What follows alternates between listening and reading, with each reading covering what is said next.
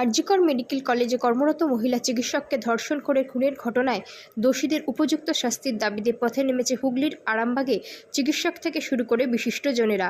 এবার হুগলির Arambagh medical college ও হাসপাতালের অধ্যক্ষকে একটি ডেপুটেশন দিল আরামবাগ শাখার জাতীয় কংগ্রেসের একটি প্রতিনিধি দল। এই প্রতিনিধি দলটি হাসপাতালের অধ্যক্ষর কাছে আবেদন জানান যে আরজিকর হাসপাতালের মতো ঘটনার পুনরাবৃত্তি না ঘটে। সোমবার 7 দফা দাবি নিয়ে জাতীয় কংগ্রেসের এই প্রতিনিধি দলটি অধ্যক্ষকে জানায়। এদিনের ডেপুটেশনে ছিল কংগ্রেস নেতা মিরাজুল ইসলাম, প্রদীপ কুমার কর সহ অন্যান্য নেতৃত্বরা। 24 আওয়ার্স আরামবাগের রিপোর্ট।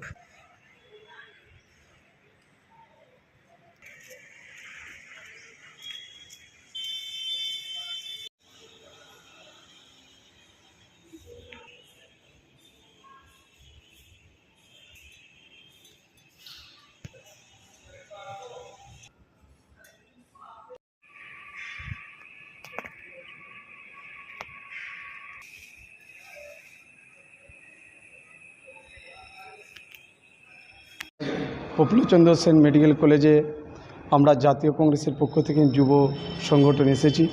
আমাদের সিনিয়র নেতারা আছে, আমাদের প্রদীপ বাবু আছে, আমাদের রবীন্দ্রনাথ পাল আছে, আমাদের যুব কংগ্রেসের প্রেসিডেন্ট আমাদের রিজওয়ান রহমান আছে, সবাই আছি, ফারহান আছে, সকলেই আছি।